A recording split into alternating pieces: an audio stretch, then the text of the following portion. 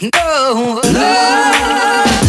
yeah, no, no, no. Salut tout le monde, est-ce que vous avez déjà regardé un film tellement mauvais que vous avez eu envie de vous faire rembourser le temps que vous avez passé devant?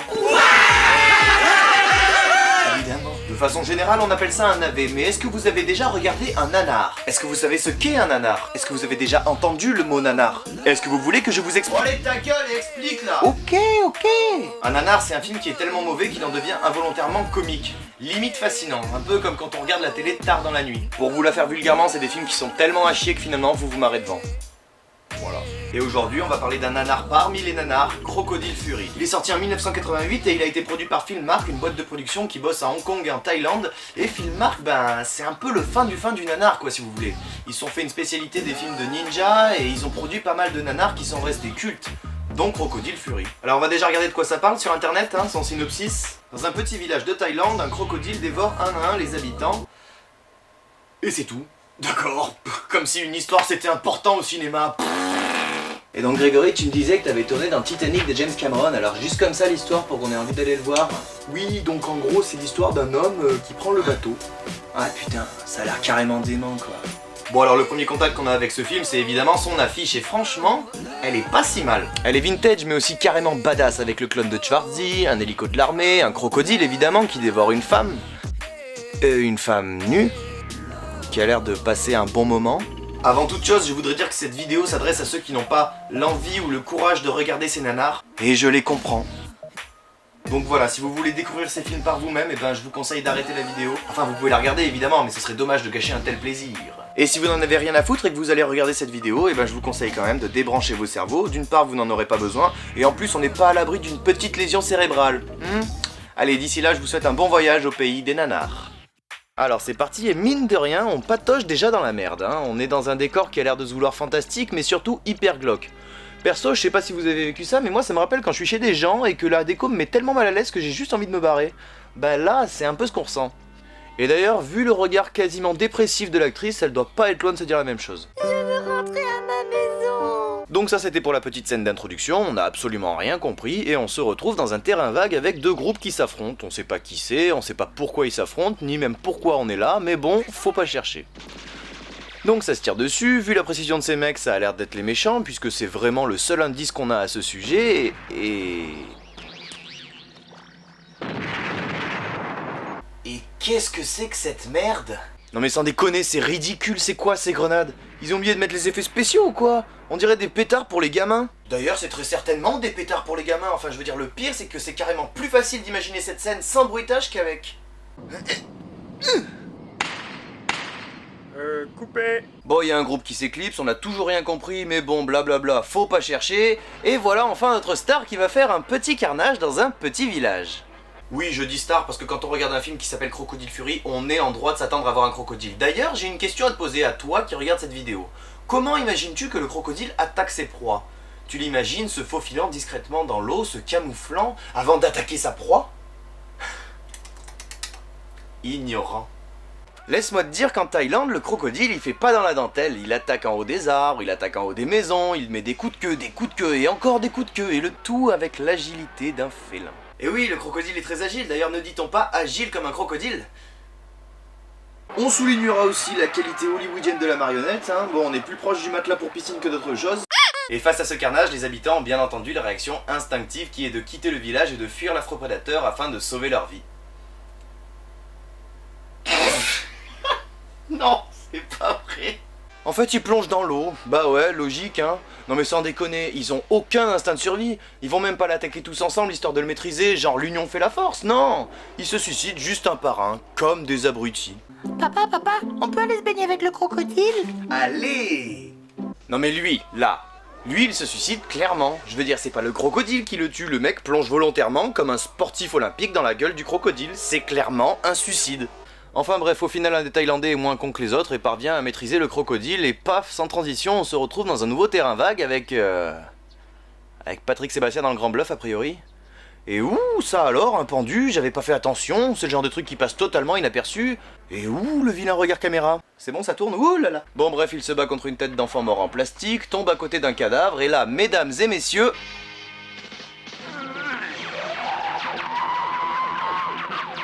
Putain, je sais pas par où commencer. Déjà l'interprétation digne de ton cousin de 7 ans qui fait semblant de vomir avec de l'eau dans la bouche. Le bruitage complètement pété et abusé. Et puis ce plan là. Vous voulez savoir ce qui m'évoque ce plan?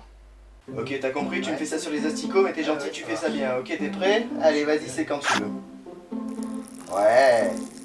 Ouais, c'est bon ça. Ça, c'est beau. Ça, c'est du cinéma. Le 7e art, putain. Bref, Patrick Sébastien se relève après avoir vomi 3 fois des vers de terre et repart comme si de rien n'était parce que Patrick Sébastien, il s'en bat les couilles. Et on retourne au village où le valeureux thaïlandais est adulé par tous les habitants, tandis qu'une femme se fait allègrement traiter de salope et lynchée à coups de pastèque.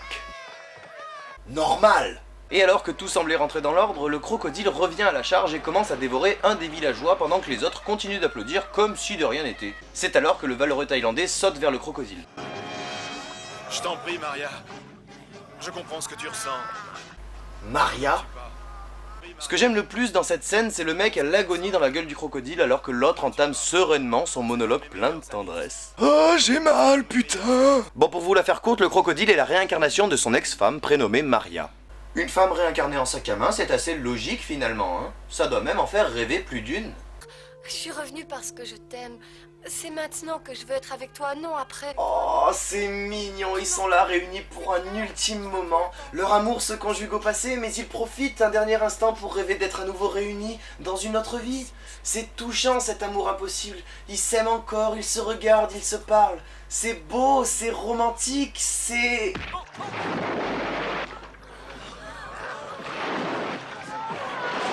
Tu n'aurais pas pu mieux gâcher ce moment, je veux dire, le dialogue franchement il était bien, il est à l'eau de rose d'accord, mais bon il tient la route. Et puis je sais pas, ils ont décidé comme ça de tout gâcher avec un grand coup de queue de crocodile parce que c'était peut-être trop romantique.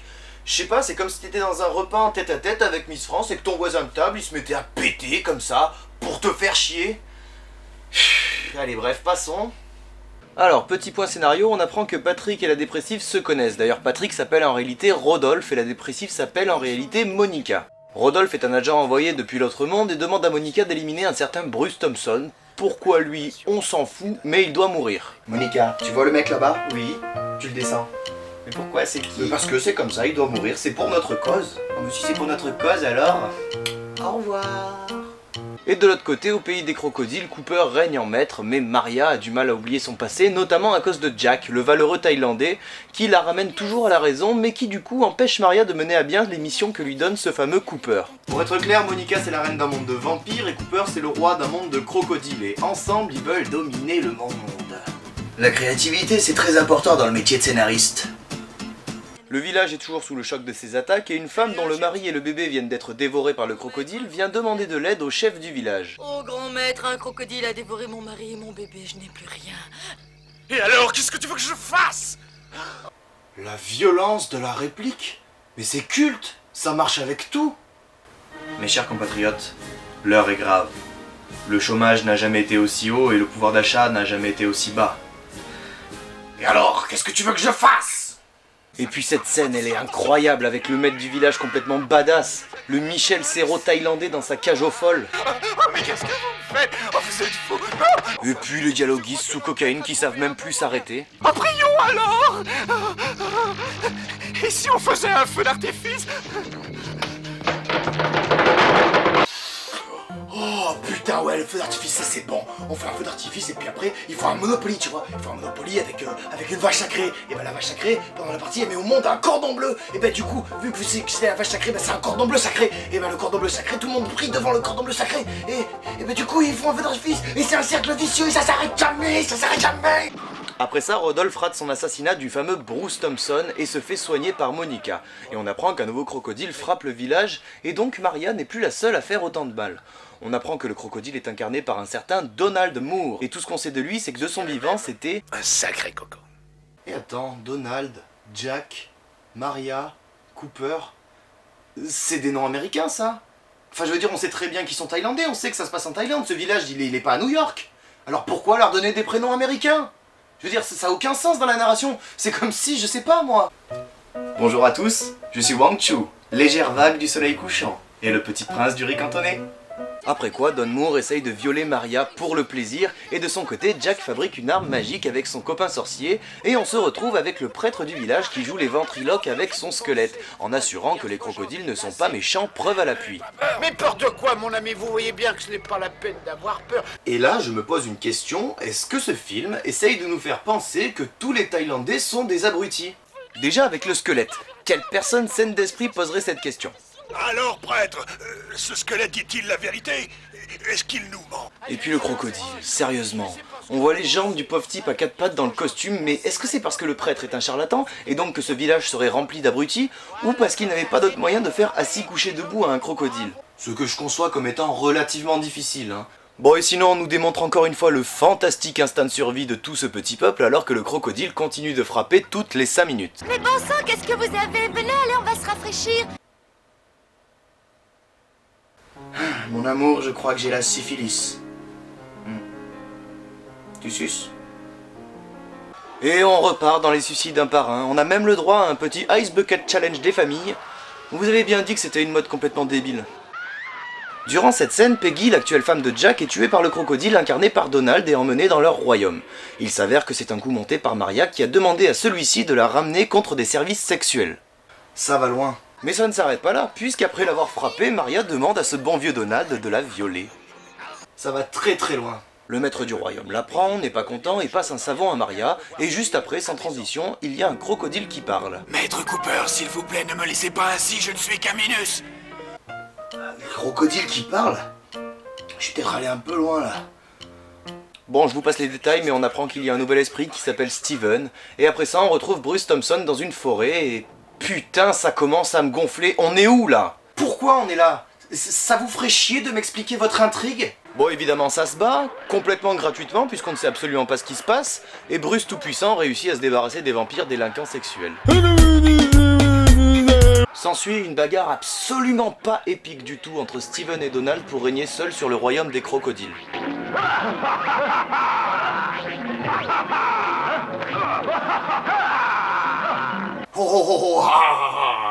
Bon, et finalement, ça se lance des crocos à la gueule au rythme des rires gras de Donald qui vous donneront simplement envie de lui faire avaler sa queue. Sa queue de crocodile.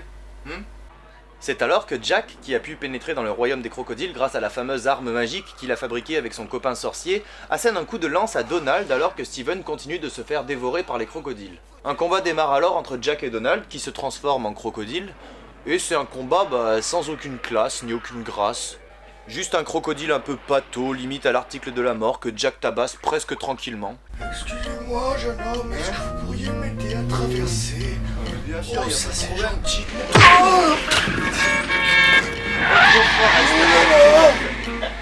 Comme on pouvait s'y attendre, Jack gagne et donc Donald meurt.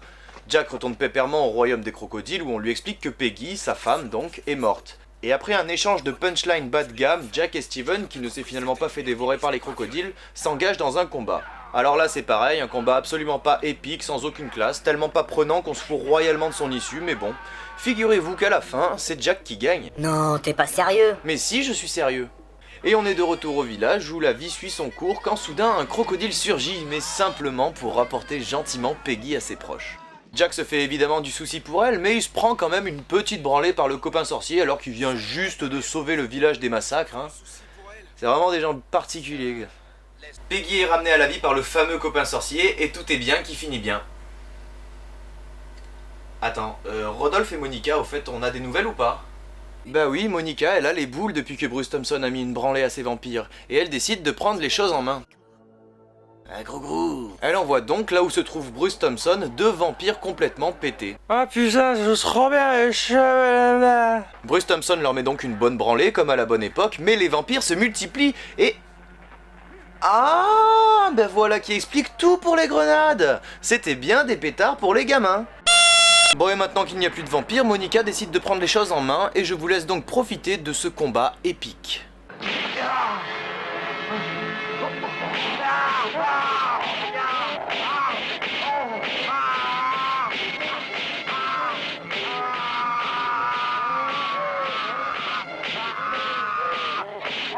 Waouh, c'était poignant. Oh, sinon Bruce il en a marre de se laisser faire et en une clé de bras il maîtrise la mère Monica qui se met à pleurer comme un bébé. Son ventre se met à gonfler bizarrement. Un bébé vampire sort de son ventre, Bruce lui lance une bougie à la gueule et... Je vous arrête. Oh Bruce, putain, calme-toi là, ça va beaucoup trop vite, laisse-nous respirer, on comprend rien. Bon, donc il arrête Monica, qui a probablement le ventre avec une plaie de la taille d'un ballon de foot, mais Rodolphe n'a pas dit son dernier mot, et comme on l'a vu plus tôt, Rodolphe, c'est un peu une merde au tir. Donc il rate à nouveau son assassinat de Bruce Thompson, mais ce dernier ne rate pas son lancer de couteau et tue Rodolphe qui meurt avec le naturel de Marion Cotillard. Mais c'est pas fini! Parce qu'alors qu'il vient de tuer Rodolphe, Monica, elle, s'est fait la malle, on ne sait comment. Du coup, forcément, c'est le carnaval de Rio dans l'entrepôt et... Quoi? The End? De tous les moments du film, ce The End, c'est vraiment celui qui te retourne le plus le cerveau. Enfin, je veux dire, on était en plein dénouement, là. Et pourtant, il reste encore plein de questions auxquelles on n'a pas répondu, comme par exemple... C'est qui Bruce Thompson? Je veux dire, pourquoi il doit mourir? Ce serait peut-être bien qu'on soit éclairé à ce sujet, non? La seule explication logique que je vois, c'est que les mecs qui ont fait le film étaient tellement satisfaits de ce qu'ils ont fait qu'ils se sont dit, on n'a qu'à faire une suite. Dieu merci, ils l'ont pas fait. Il est même possible que malgré l'assistance que je vous fournis dans cette vidéo, vous n'ayez quand même rien compris au film. Et c'est normal. Personnellement, pour comprendre quelque chose à ce film et accessoirement faire cette vidéo, j'ai dû le visionner un bon paquet de fois. Mais ça va, y a pas de souci. Pas de souci majeur, je veux dire. Et je me suis rendu compte que les deux principales intrigues, donc l'histoire des crocodiles et l'histoire des vampires...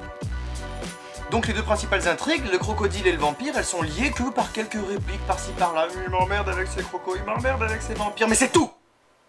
C'est tout! Soit dit en passant, l'affiche qu'on a vue en début de vidéo, c'était un gros mensonge, hein. Pas de clone de Schwarzy, pas d'hélicoptère de l'armée, pas de mannequin nu qui se masturbe dans la gueule du crocodile.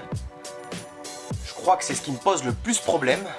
Je sais qu'au premier abord ces films paraissent simplement pourris, mais c'est ce qui fait leur charme, et je vous conseille franchement de les regarder intégralement, par exemple à une soirée avec des potes où vous êtes, ou même si vous l'êtes pas d'ailleurs, hein. Ou par exemple un jour où vous avez besoin de vous rappeler que vous n'êtes pas forcément la dernière des merdes, qui a toujours pire que vous. Je sais aussi que la qualité des extraits vidéo du film que je vous ai proposé était franchement pas au top, hein, mais c'est un film qui est devenu très très rare. En revanche, il est disponible sur YouTube et je vous ai mis les 7 parties dans la description, donc enjoy! Voilà, c'est la fin de cette vidéo, j'espère qu'elle vous aura plu. Si c'est le cas, n'hésitez pas à la partager, à vous abonner sur YouTube, à liker sur Facebook, à follower sur Twitter. Enfin bon, je pense que maintenant vous connaissez la chanson.